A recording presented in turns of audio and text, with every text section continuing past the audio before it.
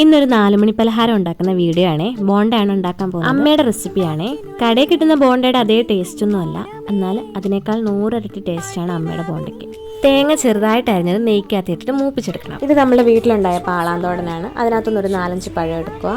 ഗോതമ്പ് മാവിലേക്ക് ഉപ്പ്, സോഡാപ്പൊടി, ജീരകം പൊടിച്ചത്, ഏലക്കാപ്പൊടി, പിന്നെ അരച്ചു വെച്ച പഴം, ശർക്കര പാനിയാക്കിയത്, പിന്നെ നമ്മൾ വറുത്തെടുത്ത തേങ്ങ, ഇത്രയും നന്നായിട്ട് കുഴച്ചിട്ട് 1 മണിക്കൂർ റെസ്റ്റ് ചെയ്യാൻ വെക്കണം. അപ്പോൾ നമ്മൾ റെഡിയാക്കി വെച്ചിട്ടുള്ള സംഭവം ബോണ്ടയുടെ ഷേപ്പിൽ ഉരുട്ടിയെടുത്തിട്ട് തിളച്ച എണ്ണയിലേക്ക് ഇട്ടുക. അത്രയേ ഉള്ളൂ. അതൊന്ന് വേവാനുള്ള സമയം നോക്കുക. അമ്മ ഇടയ്ക്ക് ഇങ്ങനെ പപ്പടക്കമ്പിയും കൊണ്ട് കുത്തി നോക്കുക ഉള്ളു വെന്തോന്ന് അറിയാൻ വേണ്ടിയിട്ട്. അപ്പോൾ അത്രയേ ഉള്ളൂ. ഈസി റെസിപ്പിയാണ്, അപാര ടേസ്റ്റുമാണ്. മുമ്പൊന്നും എനിക്ക് ബോണ്ട ഇഷ്ടമേ അല്ലായിരുന്നു. ഒരു ബോണ്ട ഫുള്ള് കഴിച്ചതായിട്ട് എനിക്ക് ഓർമ്മയിലേ ഇല്ല. അഥവാ കഴിക്കുന്നുണ്ടെങ്കിൽ ഇതിൻ്റെ പുറത്തെ ആ ഒരു ക്രിസ്പി ആ ഒരു ഭാഗമില്ലേ, അത് മാത്രമേ കടയിൽ നിന്ന് വാങ്ങുന്നത് ഞാൻ എടുത്ത് കഴിക്കാറുണ്ടായിരുന്നുള്ളൂ. ഉള്ളിലത്തെ എനിക്ക് ഇഷ്ടമേ അല്ലായിരുന്നു. പക്ഷേ അമ്മ ഉണ്ടാക്കി തുടങ്ങിയപ്പോൾ മുതൽ എനിക്ക് ഭയങ്കര ഇഷ്ടമാണ് ബോണ്ട.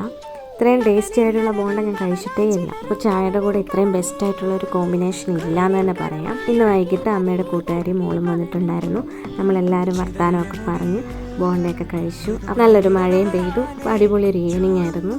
അപ്പം ബോണ്ട വീട്ടിൽ ട്രൈ ചെയ്യാത്തവർ ഈ ഒരു റെസിപ്പി നോക്കി ഒന്ന് ട്രൈ ചെയ്ത് നോക്കണം. അടിപൊളിയാണ്. അപ്പോൾ അത്രയേ ഉള്ളൂ.